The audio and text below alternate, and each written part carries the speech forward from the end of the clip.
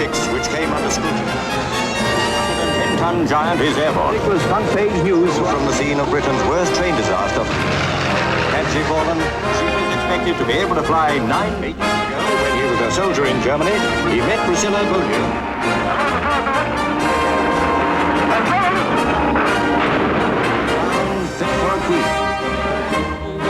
with eager interest as the body passed by near New Orleans.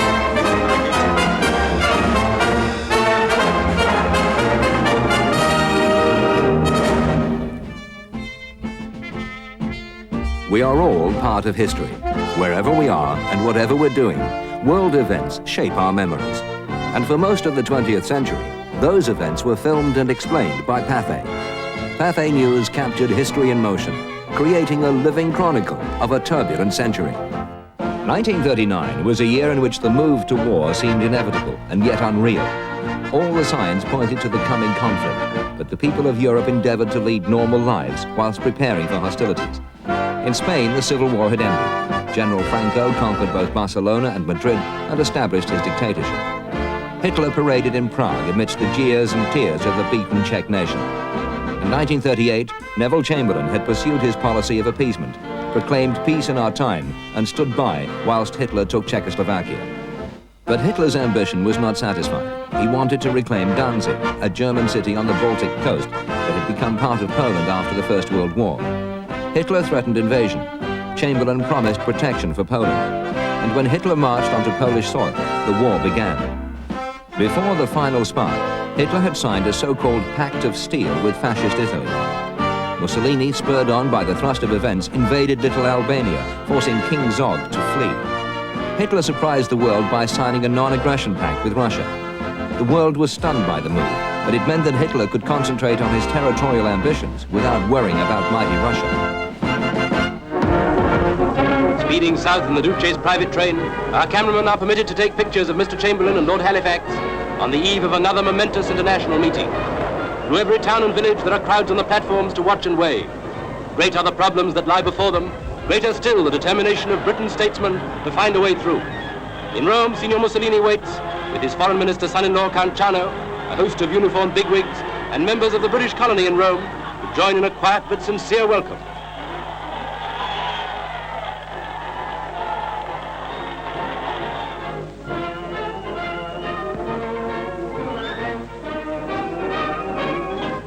Almost a murmur of relief when they see that Mr. Chamberlain hasn't forgotten his umbrella as he moves forward to inspect the Guard of Honor of Sardinian Grenadiers and the Duce's own bodyguard of Musketeers. And then the people of Rome get their first view of Britain's Prime Minister. Union Jacks are everywhere. Troops form a hollow square in front of a solid mass of people. There are cheers and cries of Duce and a few delighted shouts of umbrella. We wonder perhaps what is in Mr. Chamberlain's mind as to the roar of a motorcycle escort. He drives with Count Ciano away from the center of Rome to the Villa Madama, where he is to stay. We wonder perhaps how far he dares hope that his policy of appeasement will be carried forward, how much more securely he can ensure peace in our time. Through the woods of the Villa Borghese across the Tiber, and up the hill to where the Villa Madama is perched high above the river.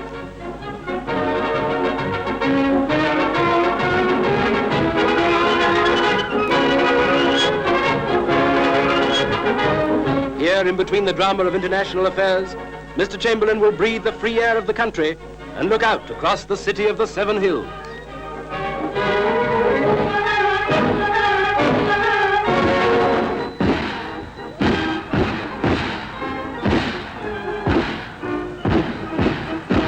The anniversary of the day in January 1933, when President Hindenburg called a new leader to take charge of the German people.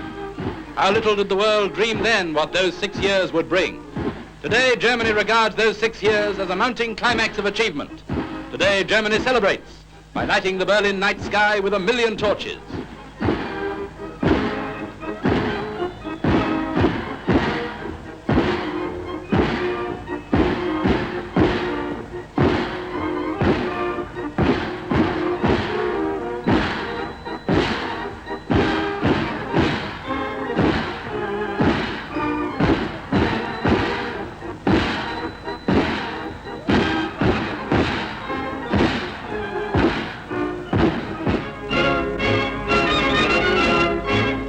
new ruler of Spain rides into the city of his conquest. Behind him is Moors, his army lines the route.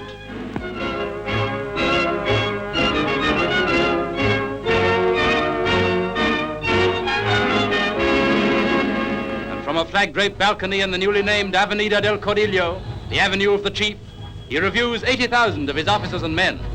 The Moors and the light tanks come first, then the Italian black-shirt divisions.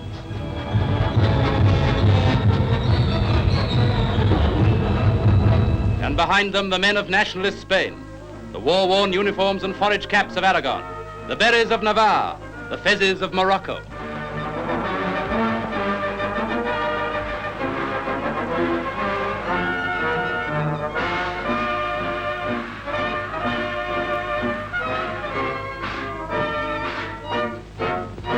Then, off the Mediterranean coast, Admiral Franco goes to review his navy.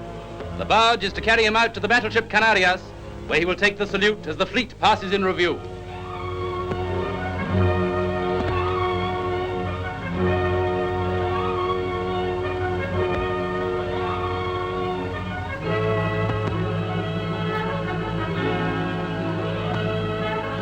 Aboard the flagship, he congratulates his officers.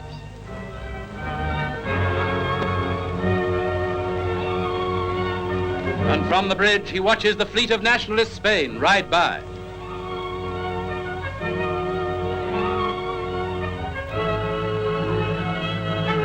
Whatever we may think of these pictures, surely in our hearts there must be one prayer, that for the sake of her people, troubled Spain may now find a lasting peace.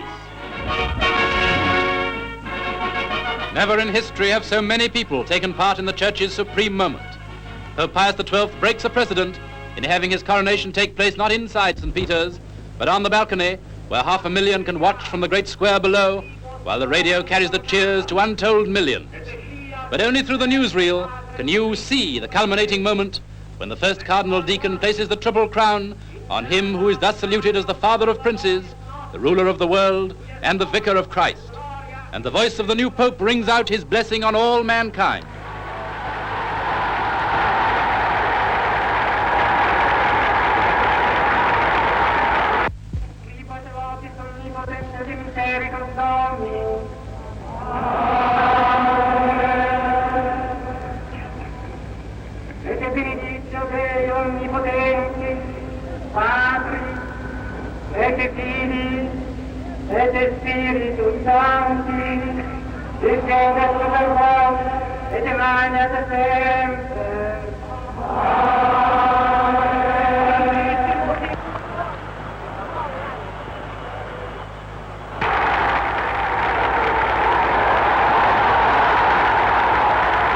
So it comes that the central figure of this ceremony, at an age when most men are glad to exchange work for a life of ease and leisure, this man is being consecrated to bear a great burden of arduous and unending labor until the end of his days.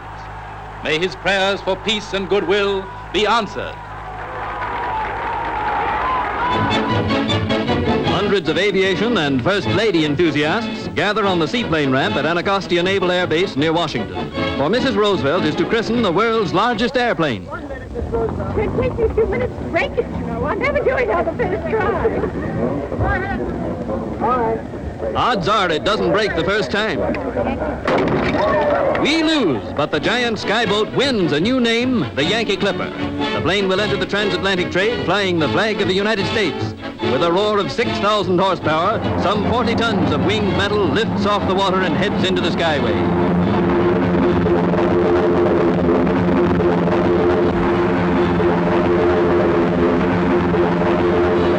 Before the memorial to Lincoln, friend of the slaves, Washington listens to Marian Anderson, the famous contralto at first barred in the Capitol because she's colored. And her song is one of the world's strangest musical coincidences, a famous American national air.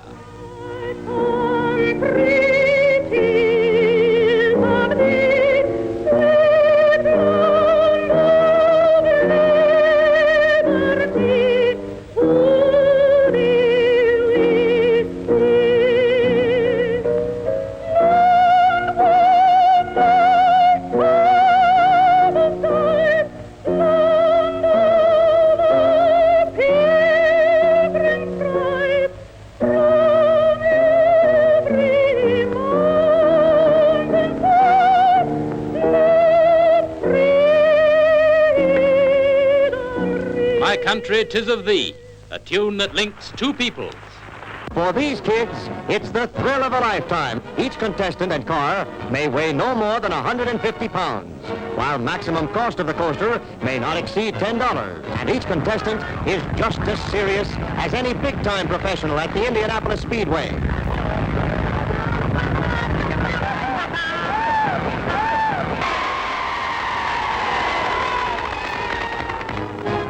In the final, Cliff Hardesty of White Plains, New York, rose to a new record as 50,000 cheer. Cliff Hardesty, winner of a college scholarship, and he's only 10 years old. America's World of Tomorrow is ready for its formal debut, the mighty exhibition which is a monument to imagination, showmanship, and industry. To see the exhibits of 58 nations, crowds pour in from subways, trains, buses, and cars, 500,000 strong. And for 40,000 invited guests, the moment has come. President Roosevelt, with his son John behind him on the right, speaks in the court of peace. I hereby dedicate the World's Fair, the New York World's Fair of 1939, and I declare it open to all mankind.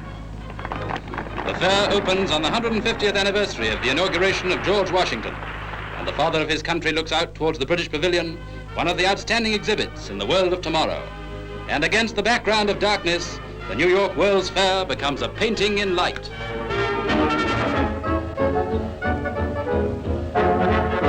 Summer holidays in France, and when you get to a smart place like the Touquet, it isn't what the ladies wear that matters, but what they leave off. Ooh, mama!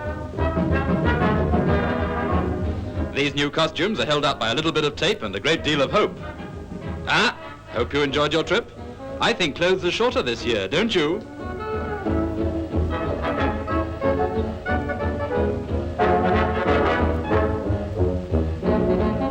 Hasn't she got a charming face? A couple of handkerchiefs, a couple of knots, plenty of pluck, and you're in the fashion. The war of nerves moves the stage further. All over the world, the news of the past few days at first caused surprise, consternation, or disgust. But soon we see it in its proper perspective, as just another diplomatic bombshell to strike alarm and uncertainty into our minds, perhaps to frighten us into wavering in our fidelity to the countries to whom we have given assurances. But from that point of view, the new move has completely failed. Quietly, Britain takes action. Out over the radio go messages announcing the recall of Cabinet and Parliament. The Prime Minister returns from his Scottish holiday.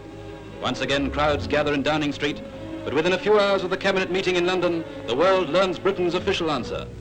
New pacts or alliances in Europe will in no way affect our obligations to Poland.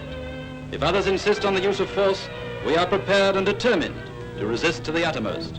The mood of the British people now is one of calm preparedness and quiet determination. One great battle has been fought and won already. The determination of the British people has defeated the war of nerves. From every part of the empire comes the same unity of feeling, the same unruffled calm as normal life continues. In Queensland, Australia, it's the annual Royal Agricultural Show, and Brisbane makes it bigger and better than ever, a living, moving symbol of the economic wealth, which is the dynamic power behind Britain's might. And if you want to know whether they're worrying about screaming headlines, just listen to our Australian commentator. Up and over. Sometimes they do say that one way to train a jumper is to sing Crossing the Bar to it. No, he didn't sing. Come on. Didn't rise high enough, must be from the down. Come on, have another go. And he sums it all up in his last line. And so we push the latest war scare off the front page. Australia's business as usual sign still holds its place in the sun.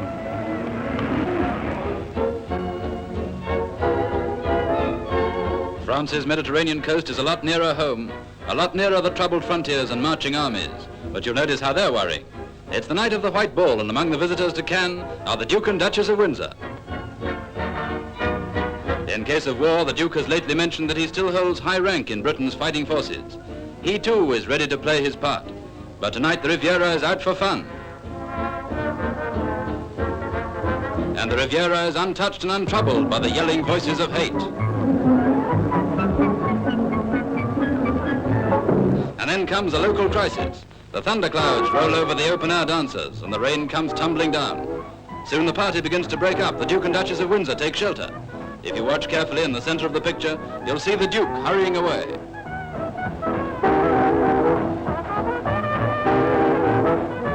But like many another crisis, the storm clouds glide by.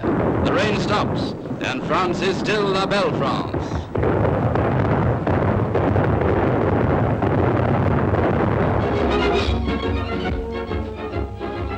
Manhattan skyscrapers, just 20 minutes away by car, look across at a new neighbor, the New York Municipal Airport at North Beach. There's also a marine landing base on Long Island Sound for the giant transatlantic clippers. 24,000 private cars jam the parking ground for its dedication day, and Army, Navy, and Coast Guard planes are taking part. The administration building, hub of all sky traffic of the port, gets the admiration of 325,000 air-minded enthusiasts.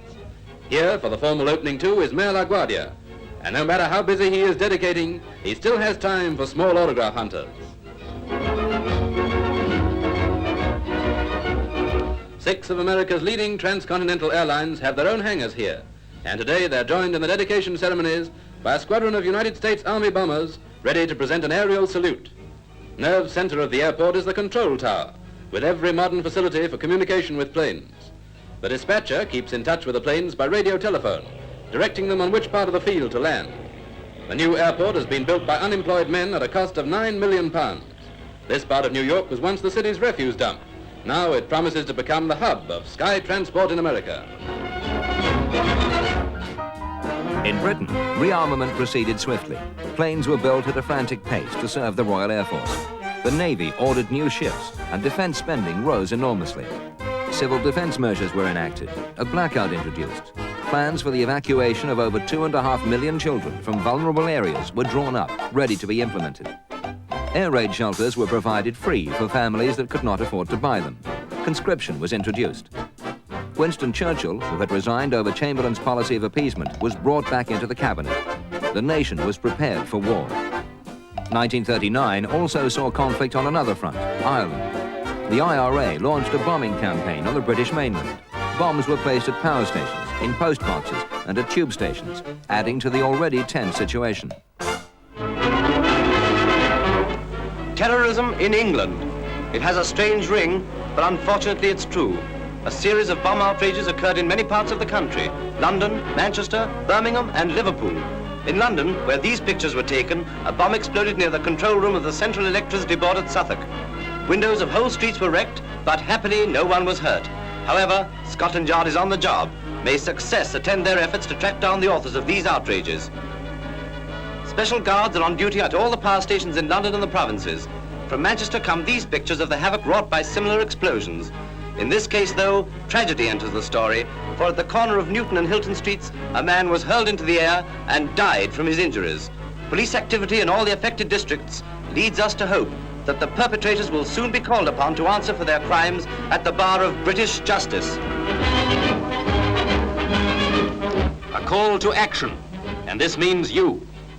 From his desk in Whitehall, Sir John Anderson appeals to every British man and woman, and every word is important for the future safety of the empire. We want to pursue our lives in peace. But if we are to maintain our defenses for security, we must be prepared. We must prepare ourselves to meet any emergency that may confront us. You are asked to give your help. I have no power to compel you. In the next few days, all of you will be getting the National Service Guide delivered by the postman to your homes. I ask you to read the National Service Guide and to consider most carefully how you can best serve our country. If ever we needed a demonstration of the sporting spirit and good nature of the British farmer, we've got it here. Originally, 5,000 of them had planned to come up to London for a monster meeting of protest against the government's policy. But since then, the Premier has appointed a new Minister of Agriculture who's a practical man and looks like getting a move on. But do the farmers cancel their arrangements? No. They send 500 up as arranged, not to criticize, but to welcome the new minister. The meeting of protest becomes an expression of confidence.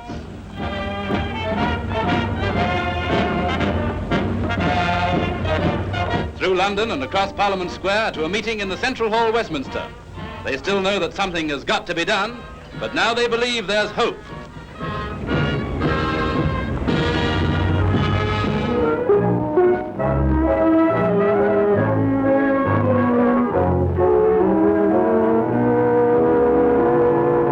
We sent our cameraman along to find out how this year's inventions are making life more worthwhile. What do you think? Why carry a bag of golf clubs around when you can have one that varies between a driver and a niblick?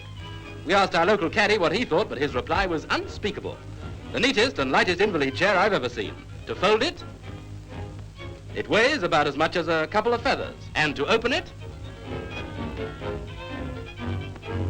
why call in the sweep when you can do the job yourself? A pulley over the top of the chimney, an endless steel wire, why, easy. But where's the soot, Papa? Quiet, my boy, this is a well-behaved chimney. Why have a bath every time you eat grapefruit? With our patented cover, you can see all, taste all, but nothing ever gets by. But undoubtedly the most fertile brain of the whole show is that of Professor Crackpot. Why take your pills every day? Take a month's supply at once. Why wave to your husband every day? Let Professor Crackpot do it for you. If you suffer from hot feet, a boot with a radiator at the front and the funnel at the back creates a vacuum and draws through a draft of air. Professor Crackpot's patent fly trap. A fly climbs up the ladder, takes a little bite of sugar and a little drink of whiskey, gets slightly over the 8. Then when he tries to walk down the other side, there's a rung missing. So he falls and breaks his blooming neck. Her Majesty the Queen is among the first visitors, as once again Britain's shop window is open to the world. And at Earl's Court, Her Majesty puts the Empire first. Ostrich feathers from South Africa. A bouquet of orchids from the Botanical Gardens in Burma has been specially flown from India and is presented to Her Majesty by Miss Mamie Kang, a student from Rangoon University. By the way, Her Majesty is wearing a velveteen tailored coat with a silver fox fur and a velvet hat as she takes her place in the Fashion Theatre for the parade of clothes that British artists are designing for the world. Give a girl a mirror and a hat and she'll play for hours. But mayn't we have a look? How do you do? A garden party frock in white lace that would make lovely Ascot lovelier still. And the one they're all talking about, with the petticoat 2 inches below the hem of the frock. And they call it Rustle While You Walk. And in 1939, here comes the bride in a crinoline gown of Her Majesty Queen Mary spends more than 3.5 hours inspecting nearly 100 stands. You can best judge Queen Mary's interest by the official figures which have just been published. She has made 38 visits to the fairs and has walked more than 100 miles. British manufacturers and British salesmen are grateful to our royal family for the interest that means so much to the industries of the empire.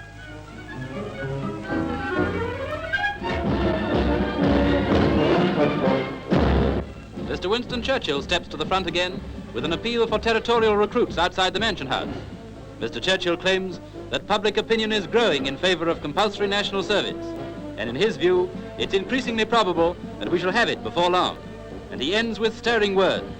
Those that volunteer today are the devoted vanguard of the British nation, arming in the defense of the freedom and the progress of mankind.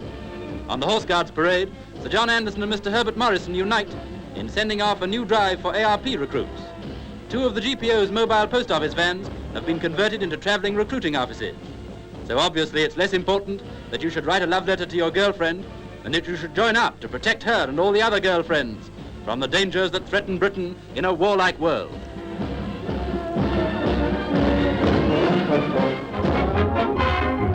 More people at Wembley than ever before. They've jammed in a few more seats to bring it up to 100,000. And the King is here to greet the teams in the match that's supposed to be over before it starts. The experts are calling Wolverhampton Wanderers this year's Wonder Team. And apparently the only thing the experts are interested in now is by how many goals the Wolves are going to win. But it doesn't take the 100,000 long to find out how wrong the experts can be.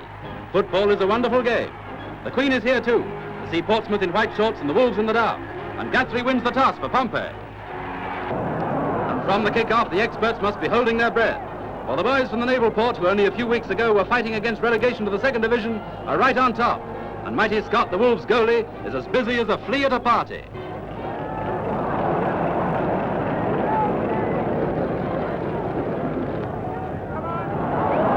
No score for the first 31 minutes. Then Morgan of Portsmouth kicks a long ball down the field to Anderson. Anderson to Barlow, who left the Wolves only 2 months ago, and Barlow turns the tables on his old team to put Portsmouth 1 up. Flags flying in the Navy.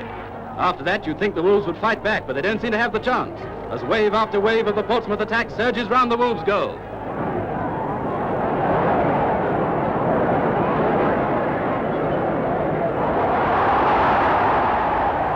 One minute from half-time and another Portsmouth onslaught.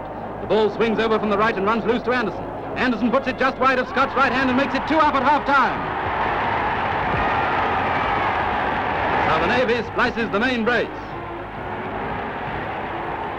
The second half opens with sensation. Anderson kicks off, and within 30 seconds, Barlow drives for the Wolves' goal. Scott saves, but Parker rushes in to make it 3 for Pompey.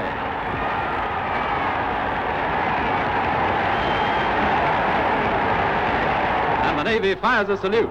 With 3 goals in hand, Pompey seem to be back on their heels, and the Wolves are beginning to howl round the Portsmouth door at last.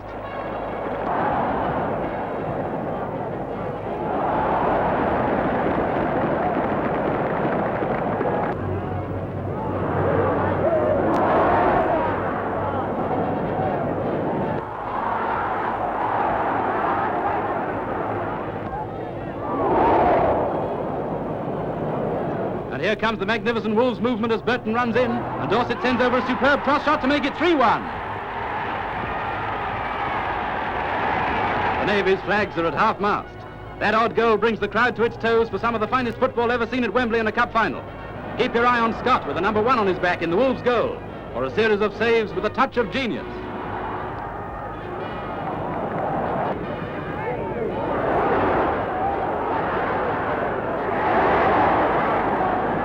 But Scott can't hold off the mass attack forever, and Pompey get yet another.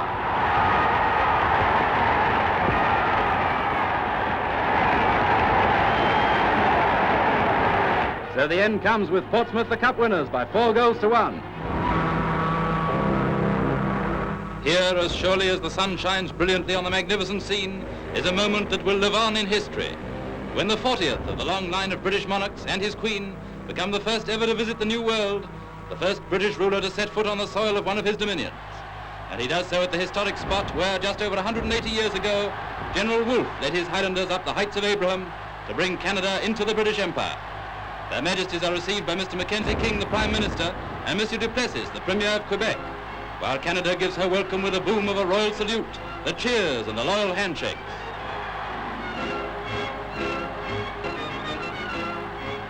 Then, at the Chateau Frontenac, comes Canada's official welcome at the luncheon given by the Privy Council and the judges of the Supreme Court.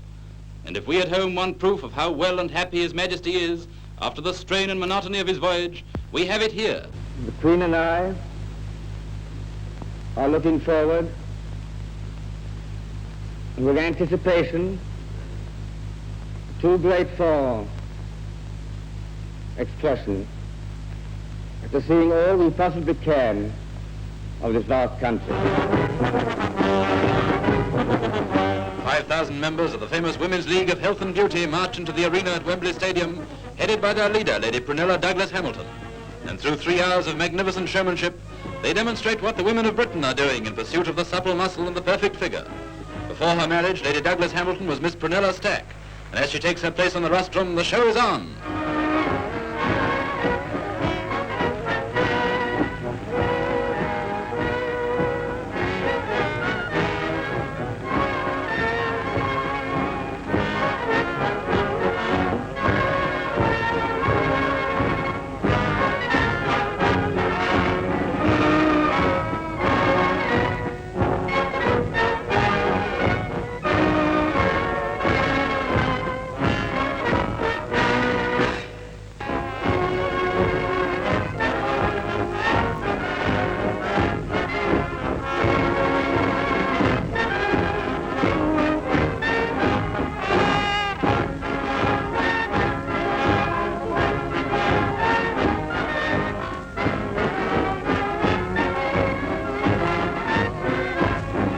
Night falls, the lights shine out on the perfection of British womanhood.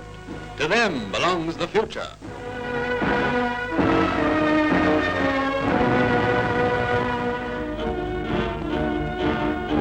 Just just 84 years ago, in a small house at number 69 College Street, Bristol, William Fries Green was born.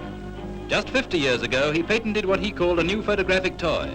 It took a series of pictures on a strip of film, and when you turned the handle, the pictures moved. He thought it might be useful to the War Office for photographing battles. He never dreamt that it would conquer the world of entertainment.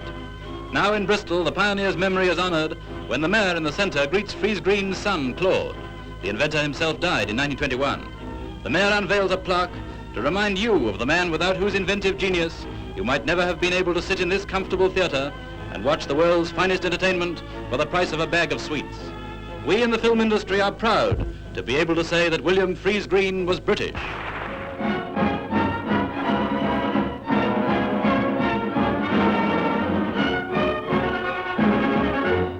The rain is pouring down, and at the last moment the ceremony has to be moved from the open platform to the shelter of a balcony. And this sudden change of plan results in the Duchess being partly hidden by the microphones. I now have much pleasure in declaring the airport of Birmingham open, and in wishing it, and on all those associated with it, every success.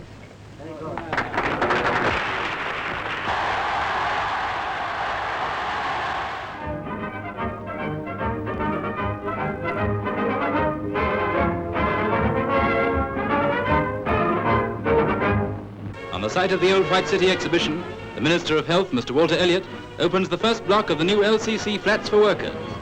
Here eventually 11,000 people will be housed in more than 2,000 self-contained flats, with plenty of light and air and in the modern style. The LCC chairman, Mrs. E.M. Lowe, and Mr. Elliott call on Mrs. Thies, and with Mr. Herbert Morrison they make quite a happy family party. In these new flats, the doors slide instead of swing to give more room, and for the children there's space to play, a chance to grow up healthy and strong in these homes of the future. As the Royal Yacht Victoria and Albert glides into the mouth of the River Dart, memories must be revived for His Majesty. For the King himself was a cadet at the Royal Naval College in the years before the Great War. It is His Majesty's special wish that this visit shall be informal, so he wears a lounge suit. As with the Queen and the Princesses, he spends a damp but happy afternoon seeing something of the life of the Dartmouth cadets of 1939. His Majesty will perhaps note with pleasure that health and muscular control are still important branches of naval training. And there's one event in which the Princesses must be as interested as their royal father, for they took their own swimming and life-saving tests only a few days ago, though they didn't have to do tricks with apples.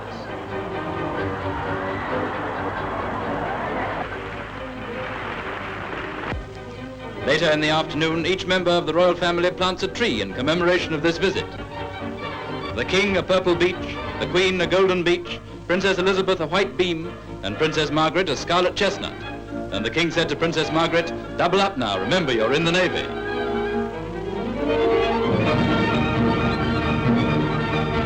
The next day, the Queen wears a cream coat trimmed with white fox fur, and the King is in the uniform of Admiral of the Fleet when he inspects the cadets before attending divine service in the chapel. And so ends this visit to the scenes of His Majesty's youth. Another triumph for Britain in the international world of sport. Sir Malcolm Campbell raises his own water speed record by the amazing increase of 11 miles an hour. And these pictures from Coniston Water in the Lake District show just how he did it. Bluebird II's first test was so satisfactory that within a few hours of floating her, Sir Malcolm decides to try for the record. He roars away towards the measured mile, slowly opening her out. And here he comes, faster than any man has ever skimmed the water before.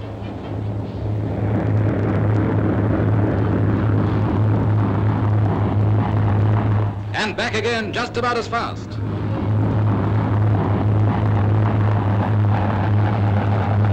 Sir Malcolm's previous record was 131 miles an hour, and the average of today's 2 runs was nearly 142. So the fastest man on the water is faster still. As he lights his pipe after risking his life again, Sir Malcolm looks completely unconcerned. On September the 1st, Hitler's troops smashed through Poland's borders. Poland, stunned by the Blitzkrieg, fought valiantly, but proved no match for the Nazis. Neville Chamberlain gave Hitler an ultimatum: withdraw from Poland by 11 a.m. on the 3rd, or a state of war would exist between Britain and Germany. At 12 noon on the 3rd, Chamberlain told a packed and hushed House of Commons that Britain was at war. Events moved quickly.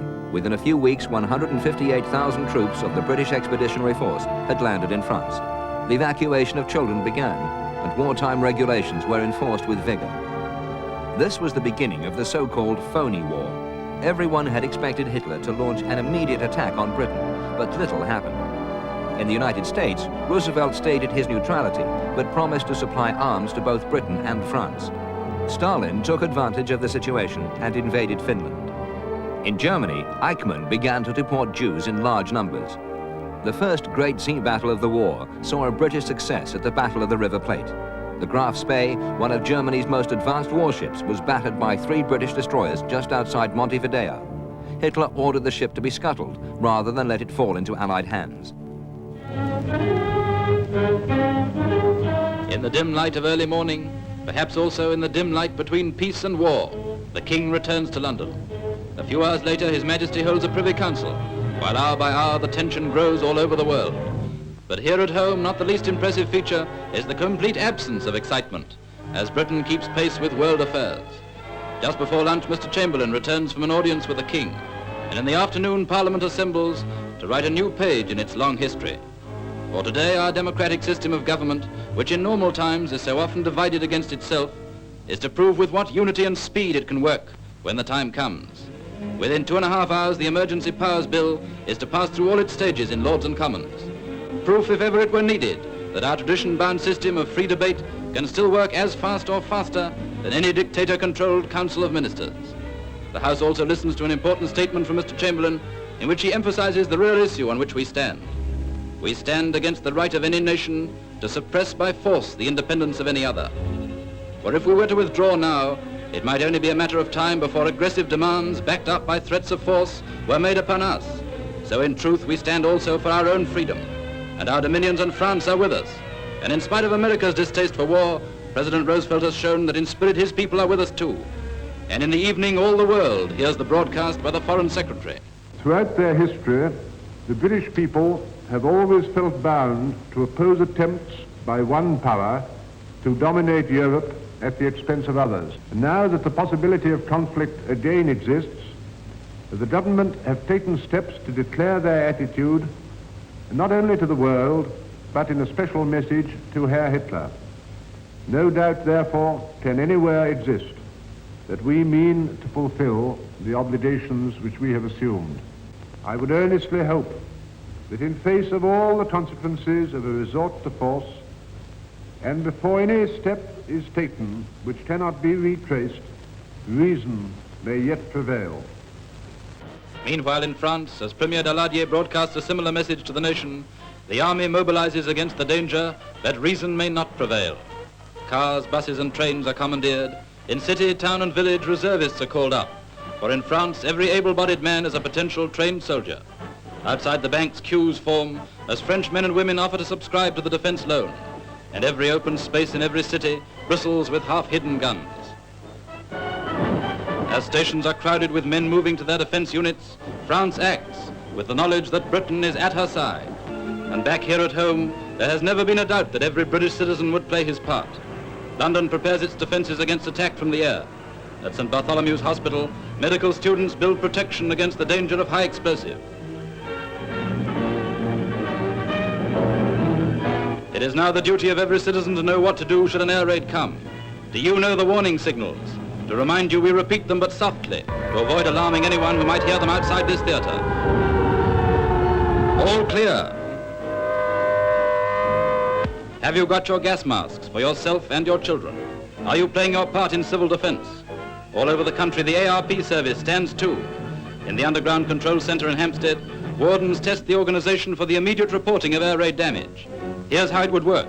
A report of damage would be received, would be passed to the warden in charge, who would immediately telephone instructions to the ambulance, anti-gas, first aid and rescue parties. And was there ever a doubt that when the time came, the men of Britain would again flock to the colors?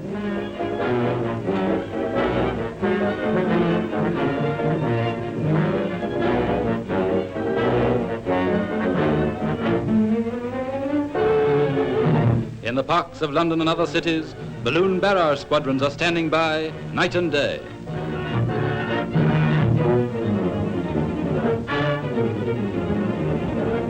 "10,000 steel throats are waiting to bark destruction at the invader from the sky. Britain stands firm. And does our determination already load the balance towards peace? Back to Britain comes our ambassador to Germany, Sir Neville Henderson, bringing a message from the man who must decide between war and peace. Sir Neville arrives in a plane placed at his disposal by the German government and reports immediately to the Prime Minister and His Majesty the King.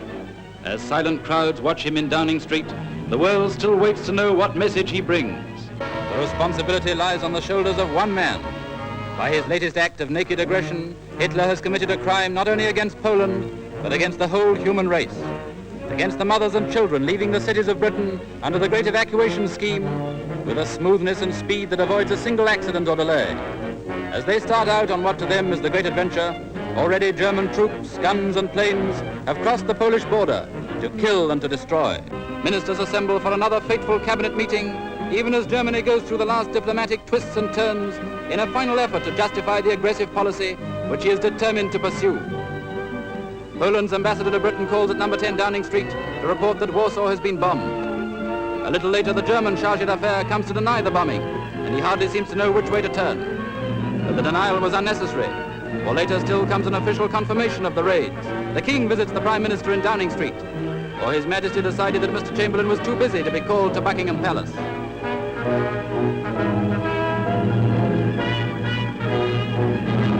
And the few hundreds who cheer the King in Downing Street are a symbol of the millions who stand behind him all over the world.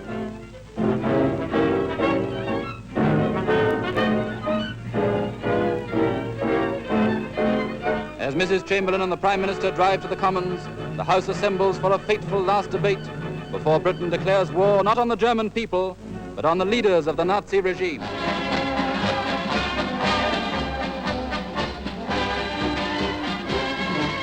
You're looking into the faces of the men of Britain somewhere in England on their way to the front.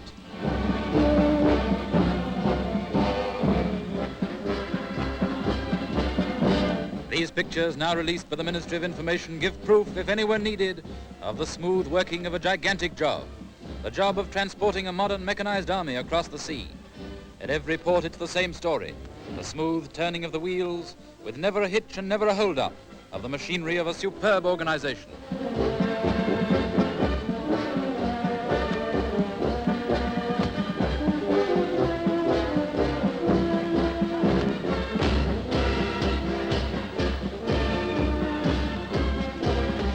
But the old spirit still lives, the spirit of the old songs.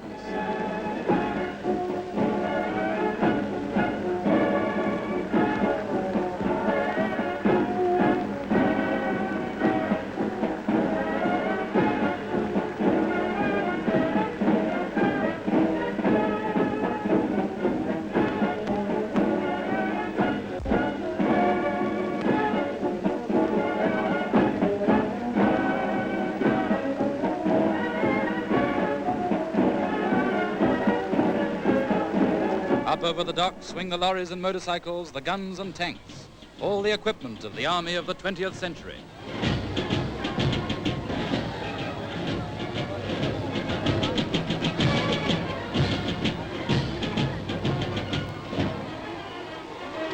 They take with them, behind those faces of quiet determination, the will to win. They will not give up until the job is done, until they have safeguarded for all time our own peace and freedom, that peace and freedom which we shall share with all the world.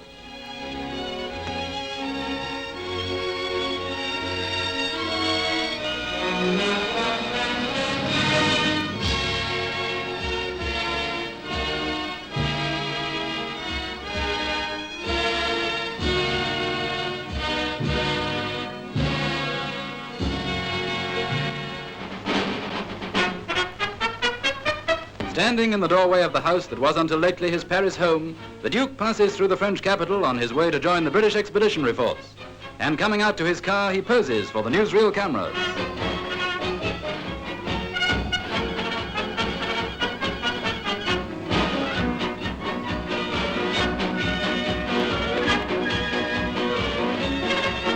So Major General the Duke of Windsor is taking up his appointment with the General Staff somewhere in France.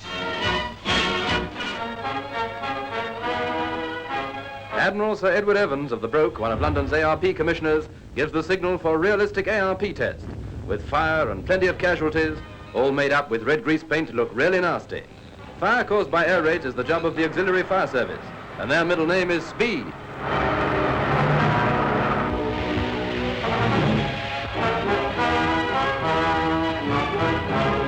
casualties are dealt with by wardens, first aid parties, and the ambulance squads. And while the casualties are waiting to be taken away, what's wrong with a little chat to pass the time? Only don't forget to go on looking hurt. Discussing London's civil defence forces in general, Admiral Evans was quite frank about it. He said some were good, some were indifferent, and some were bad.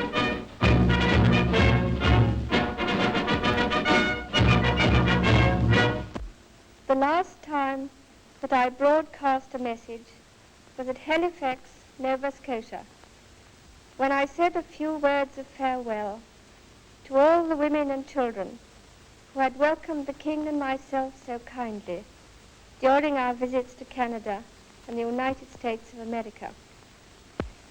I speak today in circumstances sadly different.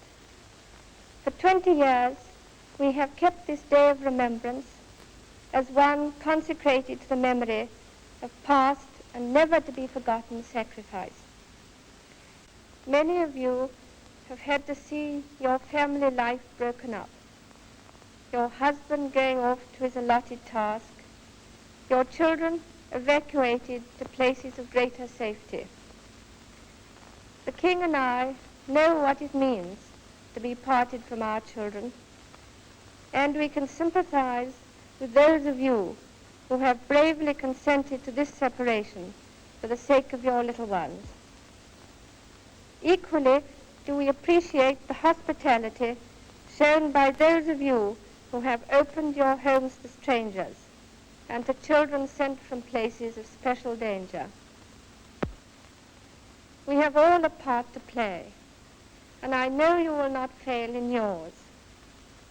Remembering always that the greater your courage and devotion, the sooner shall we see again in our midst the happy, ordered life for which we long. Now that the embargo is lifted, every Eastern American port is piled high with war materials for the Allies. There's 750,000 tons of scrap iron for Britain alone, being shipped across the Atlantic under convoy.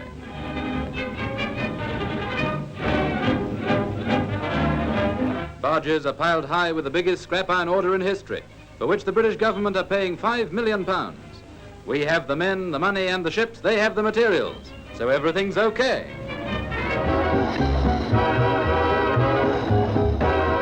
Up Broadway, over the route made famous by returning transatlantic flyers, channel swimmers, and other celebrities, a jitterbug parade inaugurates the World's Fair Mardi Gras. Old Bojangles Robinson, now famous as the Hot Mikado, a veteran of 40 years of trooping, has the place of honor as the Sultan of Swing. His dancing feet beat out the floy-floy tempo of the Mardi Gras. The fair is inaugurating a season of free dancing to the tune of Glenn Gray, Hal Kemp, and Eddie Duchin. And the peace and quiet of staid old City Hall echoes with the stomp of Shaggers and Lindy Hoppers.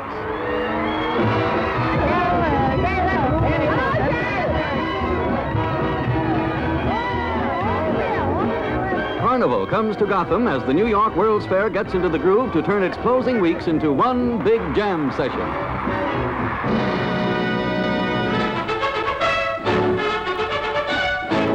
Make way there, the King is in France.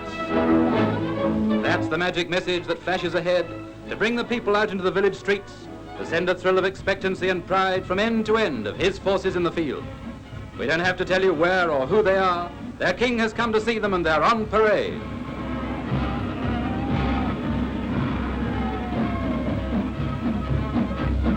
With His Majesty our Lord Gort and members of the High Command of both the French and British armies. And for almost every one of them, the king has a handshake. The king has a handshake and a smile.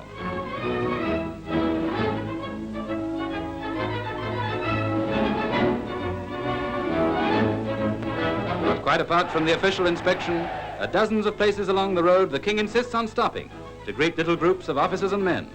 On an average, His Majesty travels about 100 miles a day to cover in his tour the whole vast field of British operations in France. He inspects some of his men in a farmyard, where the chickens seem to think they've got much more right to be there.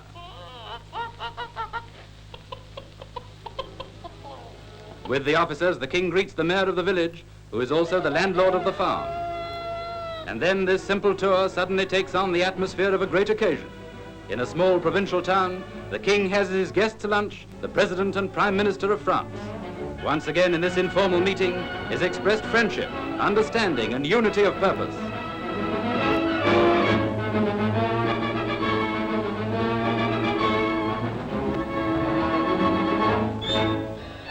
And now we record that part of the tour which the King spends with the RAF. He meets pilots who have actually engaged the enemy. And the King's response is, well done, carry on. His Majesty also sees the local mascot. And for gallantry in action, the King presents medals. For pulling his observer from a blazing plane, the Empire Gallantry Medal to Flying Officer R.C. Graveley. For navigating his damaged bomber to the base, though wounded, the Order of the British Empire to Sergeant F.H. Gardner.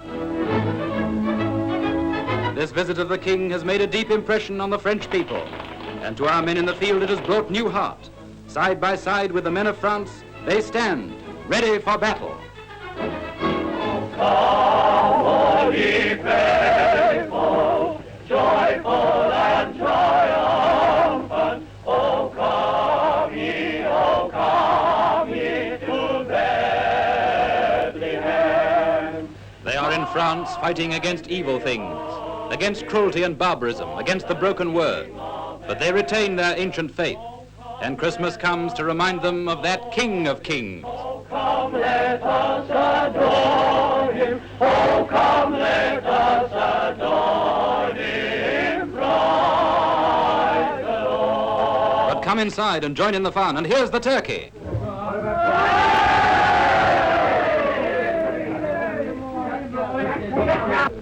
I stick the knife in here, the turkey goes round and around.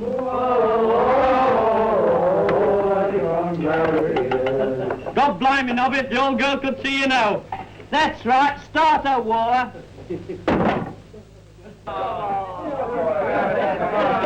Hey, Tom! Hold up, sir.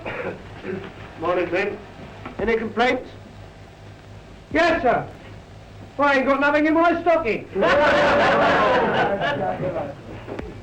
Right, carry on. Well, now you're here, sir, we'd like you to drink our health. Well, here's a jolly good health to you all. I was born so beautiful, I was born at all. Why was he born so beautiful? Why was he born at all? Well, here's wishing you a Merry Christmas and a Happy New Year. You've done very well, and I hope the next Christmas will see us through. Hip, hip, hooray! Hip, hip, hooray! Hip, hip. 1939 will be remembered as a major watershed in the history of the 20th century. The year in which Europe fell headlong into a conflict that would claim more than 50 million human lives and change the face of world power for generations to come. 1939 was a year to remember.